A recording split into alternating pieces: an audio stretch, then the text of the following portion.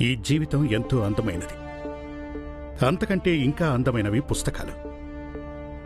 తెలివికి, విజ్ఞానానికి ఖజానా లాంటివి ఈ పుస్తకాలు. జీవితం కంటే గొప్ప ఆభరణాలు పుస్తకాలని చెప్పాలి. ఒకవేళ పుస్తకాలతో స్నేహం పెంచుకుంటే మీ జీవితం సఫలమవుతుంది.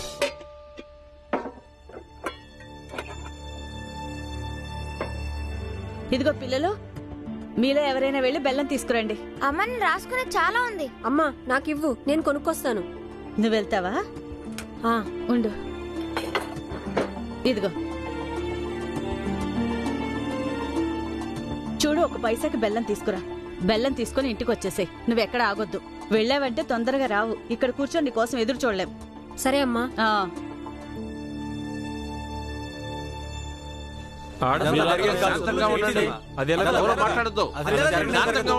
శాంతంగా ఉండండి. ఎవరు మాట్లాడద్దు. శాంతంగా ఉండండి. చూడండి, సేట్ గారు జైలు నుంచి బయటకు వచ్చాక వాళ్ళ అబ్బాయి గురించి వివరంగా మాట్లాడదాం. కానీ ఇప్పుడు సమస్య రామ్జీ సత్పాల్ కూతుళ్ళది. అరే మీరే ఆలోచించి చూడండి, వాడు ఎంత తప్పు చేస్తున్నాడో. ఇప్పుడు రామ్జీ సత్పాల్ తన కూతుళ్ళని చదివిస్తున్నాడు. తర్వాత వాళ్ళని చూసి చూసి ఈ ఊర్లోని అమ్మాయిలందరూ చదువుకుంటారు. దీనివల్ల సామాజిక సమతుల్యత దెబ్బతింటుందా లేదా? దాంతో ధర్మం కూడా భ్రష్టు పట్టిపోతుంది కదా. అదేగా, వంటింటిని చూసుకోవాల్సిన ఆడవాళ్లు పెత్తనాలు చేస్తారు. అరే బరి తెగింపు కూడా ఒక హద్దుంటుంది. రేపటి నుంచి చదువుకొని మన నెత్తిని ఎక్కుతారు వాళ్ళు. అలాగా? అంటే వాళ్ళు కూడా మాకులాగా వేరే వాళ్ళా? ఈ విషయం నాకు అసలు తెలియదే. ఇప్పటిదాకా నేను కేవలం ఇదే అనుకునేవాడిని, మా జాతి వాళ్ళు మీ జాతి వాళ్ళు వేరే అని. వేరే కాదు, మీ దృష్టిలోనే తక్కువ. మమ్మల్ని మీతో సమానంగా ఎప్పటికీ ఒప్పుకోరు. అందుకే మేము సమాజంలో వేరుగా ఉంటున్నాము. కానీ ఈరోజు తెలిసింది, మీతో పాటు మీ ఇళ్లలో ఎవరైతే ఆడపిల్లలున్నారో వాళ్ళు కూడా మీ దృష్టిలో నీచమైన వాళ్లే. వాళ్ళని కూడా మీరు మీతో సమానంగా భావించరు. మీరు వాళ్ళ పట్ల కూడా మాతో వ్యవహరించినట్టే వ్యవహరిస్తున్నారు. వాళ్ళని కూడా మాకులాగానే చదువుకోనివ్వడం లేదు. ఎందుకంటే వాళ్ళు కూడా బలహీనులుగా ఉండిపోవాలని. ఇది ఎంతో సిగ్గుమాలిన బాధాకరమైన విషయం. కానీ నేను ఊరిలో అమ్మాయిలందరికీ చెబుతాను, అందరినీ చదువుకొని ధైర్యంగా నిలబడమని, మీ అందరితో సమానంగా. నువ్వు చెప్తే వాళ్ళని మేము చదవనిస్తామా? వాళ్ళ స్థానం వంటింటి వరకే పరిమితం. వాళ్ళు అక్కడ పరిమితం అయి ఉండటమే మంచిది. ఆడవాళ్ళకి మగవాళ్ళకి తేడాలుంటాయి, తెలిసిందా? తెలిసింది. మీరందరూ కలిసి సమాజాన్ని ఎలా తొక్కి పెడుతున్నారు అని. మీరు ఇందుకోసం ఇలా చేస్తున్నారు, పెత్తందారులుగా ఉండటం కోసం, అందరినీ హీనంగా చూడటానికి. వీడి ముదురు మాటలు చూడండి. నిన్ను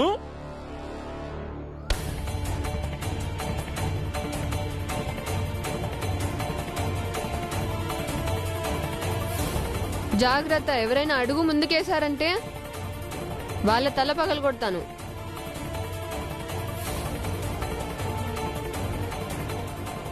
అయినా భీమ్నెందుకు కొడుతున్నారు? సిగ్గులేదా మీకు? నువ్వెళ్ళు భీమ్. ధ్రువ, ఇప్పుడు ఆయన కొట్టాల్సిన అవసరం ఏముంది? నీతులు చెప్పొద్దు భీమ్, వెళ్ళిక్కడి నుంచి. వెళ్ళు.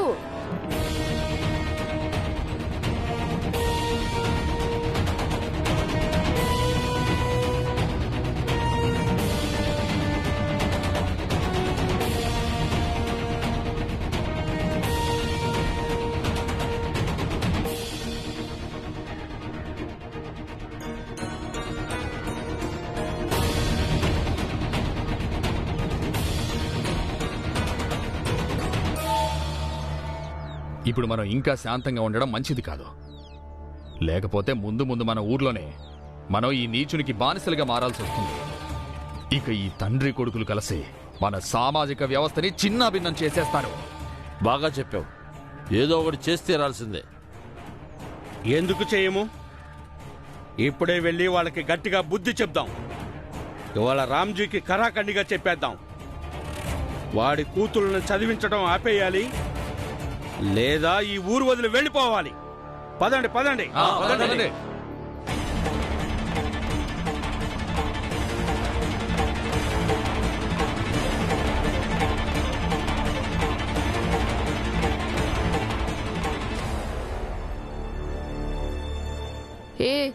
ఇది విన్నారా?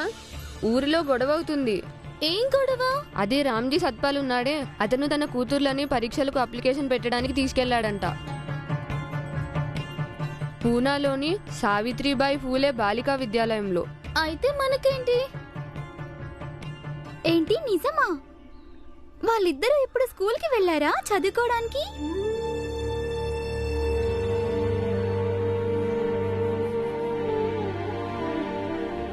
మనకన్నా వాళ్ళే అదృష్టవంతులు. మనందరికీ తిండి, బట్టలు, ఇల్లు అన్నీ మంచిగానే ఉన్నాయి. కానీ మన అమ్మా నాన్నలు ఎప్పుడు మన గురించి ఇలా ఆలోచించలేదు. కానీ వాళ్లకు తిండి, బట్టలు, ఇల్లు మనకున్నంతగా లేవు. అయినా కూడా వాళ్ళు వాళ్ళ పిల్లల కోసం ఎంతగానో ఆలోచించారు. అయినా మనం ఆడపిల్లలం. మన పనేంటి? రోజంతా అమ్మలకి అన్నింట్లోనూ సహాయం ఉండటం, బట్టలు, అంట్లు, ఇంకా వంట పనుల సహాయం చేయటం. ఇంకా మనం అలసిపోతే బయటికెళ్ళి ఆడుకోమంటారు. ఎందుకంటే మళ్ళీ రాత్రికి పనుల్లో సహాయం చేయడానికి. మనం ఈ పనులేగా జీవితాంతం చేయాల్సింది. మనం కూడా స్కూల్కి వెళ్తే, పుస్తకాలు చదివితే ఎంత బాగుంటుందో కదా.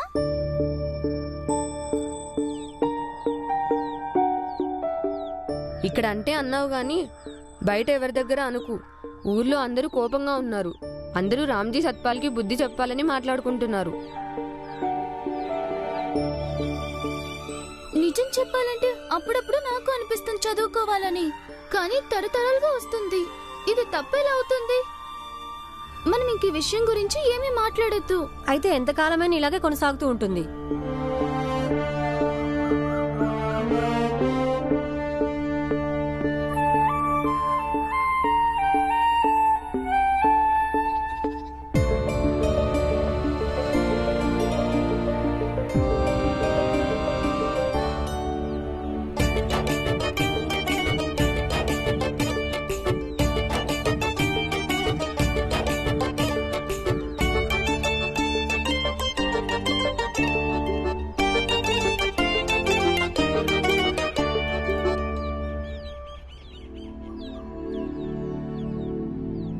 ఇలా చాలా అక్షరాలున్నాయి.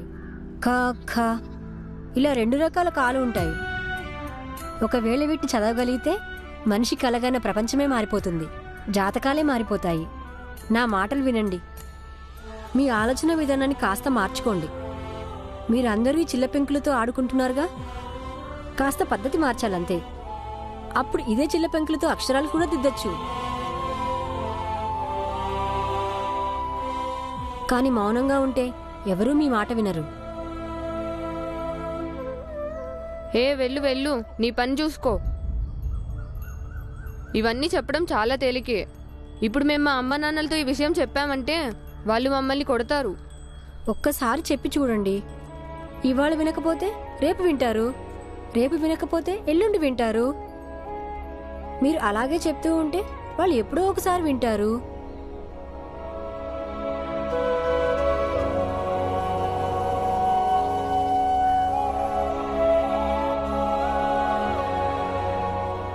అయితే నేను అడుగుతాను, మతి కానీ చెడిపోయిందా ఏంటి నీకు? నీకు తెలుసుగా, ఒకవేళ మా అమ్మ నాన్నలకు గాని తెలిసిందనుకో, అప్పుడు వాళ్ళు మనల్ని ఏం చేస్తారు? భీమ్రావు మాటలు వినగానే నా బుర్ర చెడిపోయింది. నేనైతే అడుగుతాను, ఒకసారి మంచిగా అడిగి చూస్తే తప్పేముంది? ఒకవేళ మనకి మంచి జరగకపోయినా ఇంకెవరికైనా మంచి జరగచ్చు.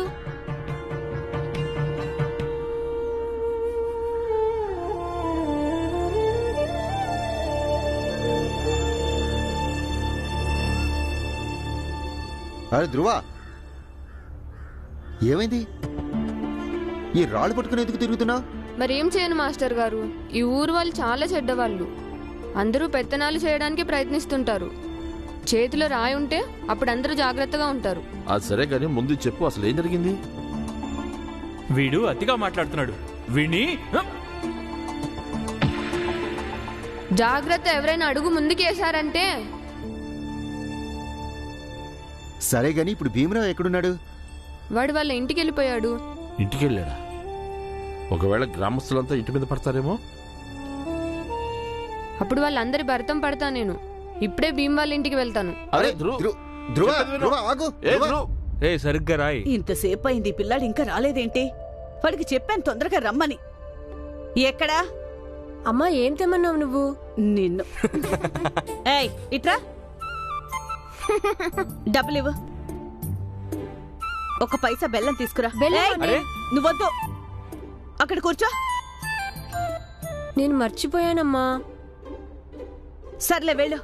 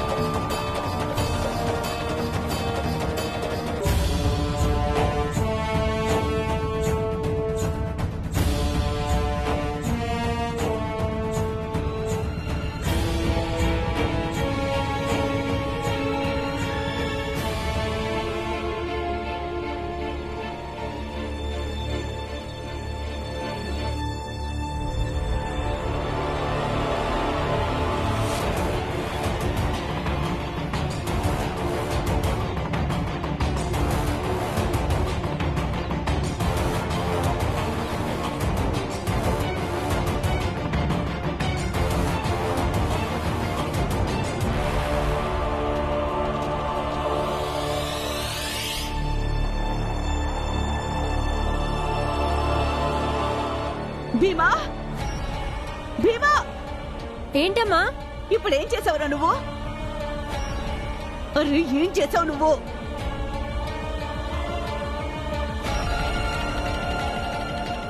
అమ్మా నేనేమి చేయలేదు.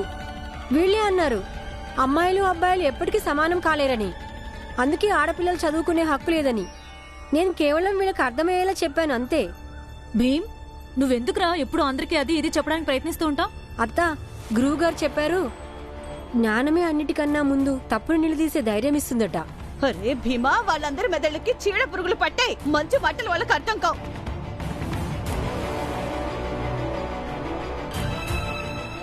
ఇప్పుడు ఈయన కూడా ఇంట్లో లేరు. ఇప్పుడు ఎలా? వీళ్ళు ఇప్పుడు ఏం చేస్తారు? వెళ్ళు, వీళ్ళు లోపలికి పద. రానివ్వు వాళ్ళని, నేను మాట్లాడతాను. అయ్యో వినరా భీమ్, మాట వినరా? ఏయ్, ఎవరు ముందుకు రావద్దు. ఏ ఏంట్రా నువ్వు వీళ్ళకి బాడీగార్డ్ గా పనిచేస్తున్నావా? వెళ్ళు. అరే ఆగండి ఆగండి.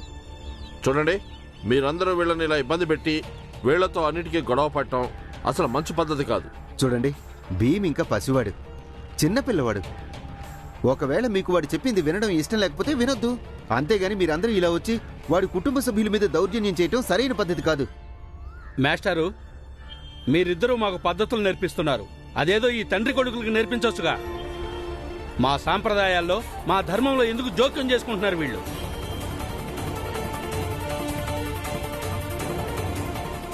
మేము ఇవాళ నిర్ణయించుకునే వచ్చాము. వీళ్లకు బుద్ధి చెప్పే వెళ్తాము. ఆగండి. ఇక్కడున్న మీలో ఎవరైనా సరే నా కుటుంబానికి హాని చేశారనుకో, నేను తిన్నగా పోలీస్ ఇన్స్పెక్టర్ దగ్గరికి వెళ్తాను. ఇంకా నేను రాళ్లతో అందరు బుర్రలు పగలగొడతాను.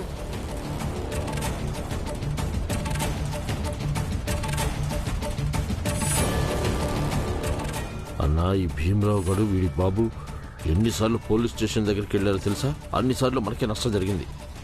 పైగా ఇవాళ ఈ పెంచల మాస్టారు, ఇక ఈ అంబేద్కర్ మాస్టర్ కూడా ఇక్కడే ఉన్నారు. వీళ్ళు సాక్ష్యం కూడా చెప్పొచ్చు. మన వాళ్ళకి నచ్చ చెప్పు. చూడండి, మేము ఒక మాట చెప్పాలని వచ్చాం. రామ్జీ సత్పాల్ తన కూతుళ్ళని స్కూల్కి పంపి చదివించడం ఆపేయాలి, లేదా ఈ ఊరు నుంచి వెళ్ళిపోవాలి. మాకు కూడా మాటి మాటికి వీళ్ళ జోలికెళ్ళి సమస్యలు కొందెచ్చుకోవాలని లేదు. సరే, మేము అమ్మాయిని చదివించాం, కానీ మీరు ఇక్కడి నుంచి వెళ్ళిపోండి. ముందు ఇక్కడి నుంచి వెళ్ళండి. లేదమ్మా, మా నాన్న వచ్చాక ఆయనతోనే మాట్లాడండి. మీరు ఆయన నిర్ణయం తీసుకుంటారు. భీమా, నువ్వు సమస్యని ఎందుకు పెద్ద చేస్తున్నావు? అమ్మా, నాన్న వస్తారుగా, ఆయనే పరిష్కారం చూస్తారులే. ఎలాగో ఆడపిల్లల చదువు గురించి మాట వచ్చిందిగా, దాన్ని తేల్చుకోనివ్వు. అప్పుడు వీళ్ళు కూడా కొంచెం ఆలోచిస్తారు ఆడపిల్లల గురించి.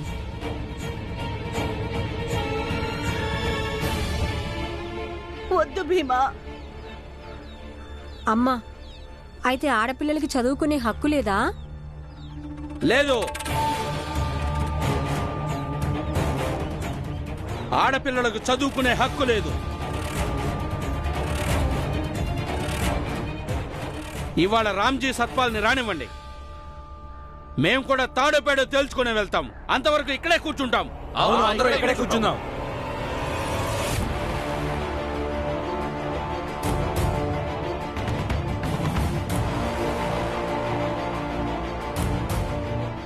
నిజంగానే వీళ్ళు ఇక్కడ కూర్చున్నారు. అమ్మా, పర్వాలేదు, మేము కూడా ఇక్కడే కూర్చుంటాం.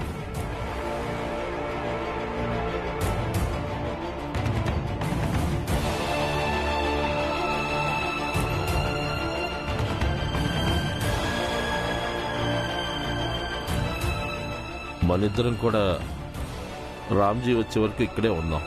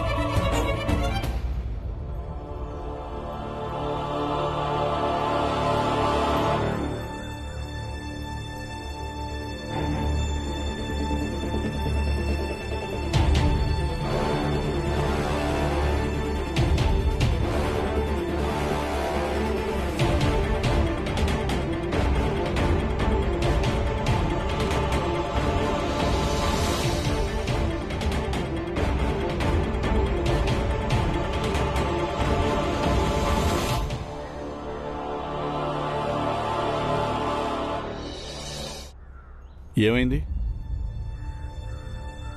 రామ్జీ, భీమరావు అన్నమాట అమ్మాయిలందరూ కూడా చదువుకోవాలని. భీమ్? అవును నాన్న. నేనన్నది ఏమైనా తప్పా నాన్న? రామ్జీ సత్పాల్, 2 షరతులు పెట్టాం. అందులో నువ్వేదో ఒకటి ఎంచుకో. ఒకటి, నీ కూతుళ్ళిద్దరిని చదువు మానిపించి ఇంట్లో కూర్చోబెట్టు. లేకపోతే ఈ ఊరు వదిలేసి ఎక్కడికైనా వెళ్ళిపో.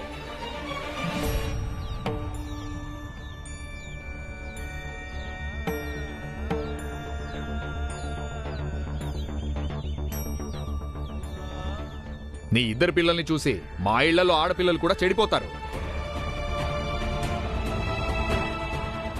ఈ మూర్ఖపు మనుషులకు చదువు విలువేంటి అర్థం అవడం లేదు.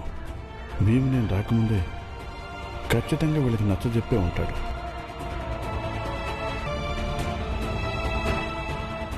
ఈ మూర్ఖపు మనుషులకు చదువు విలువేంటి అర్థం అవడం లేదు. భీమ్ నేను రాకముందే ఖచ్చితంగా వీళ్ళకి నచ్చజెప్పే ఉంటాడు. ప్రతి చిన్న చితకా విషయాలకి నిర్ణయం అని ఎందుకు పట్టుబడతారు?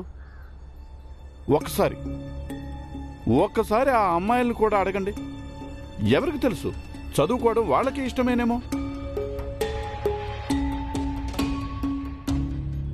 బాబాయ్, నేను చదువుకుంటాను.